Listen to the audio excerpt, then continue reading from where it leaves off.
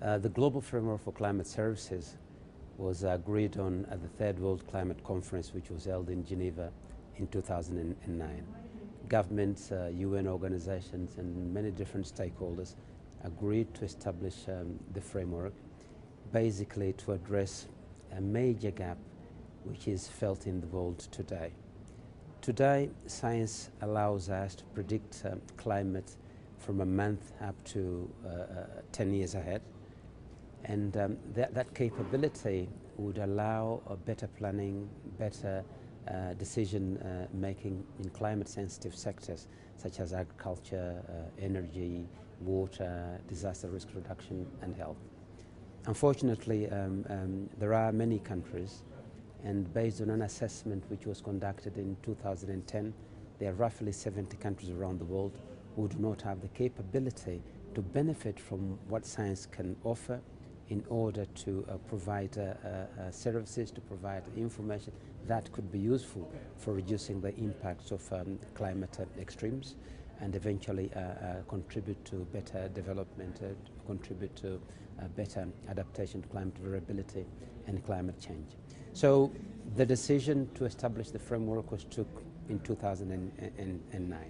And since then we had different stages of development of the framework. The most important ones were the Extraordinary Congress of the World Meteorological Organization in 2012, which basically approved the Intergovernmental Board on Climate Services, which is the governance mechanism of the framework. And eventually in July 2013, we had the first session of the Intergovernmental Board on Climate Services, which approved the implementation plan for the Global Framework for Climate Services. So the framework is now something operational. We are implementing the framework. We are carrying out a number of activities at country level.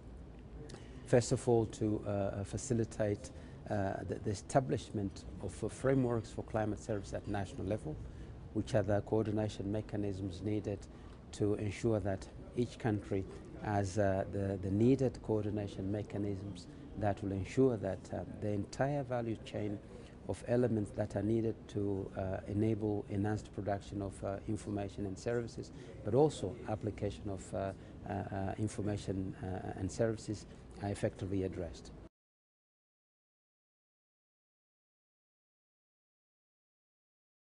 The two are linked in many different ways, but I'll start with the regional centers. The strategy for implementation of the Global Framework for Climate Services is basically hinged on a three-pronged approach. On the one side, we have a global intervention under which global centers provide products, provide services, which are then used by regional centers. And in this particular case, the regional centers are regional climate centers who use those products from global centers, post-process the products, and eventually make them available to national centers who will then tailor for specific users in a specific country. So one way of linking is through the regional centers, which will make sure that at regional level we have the appropriate mechanisms in terms of institutions, which will look at issues related to training, which will look at issues related to policies, and also issues related to data, which are needed for specific regions.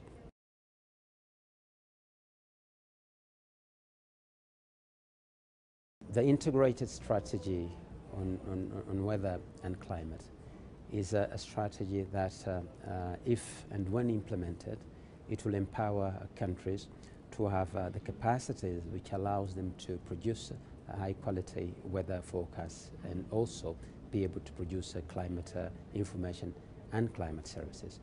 By so doing, we want to ensure that countries have the full range of products from the weather to the climate timescales that would enable them to deal with short-term actions such as response to severe weather, so they are able to effectively plan ahead and have effective response mechanism to deal with extreme weather events.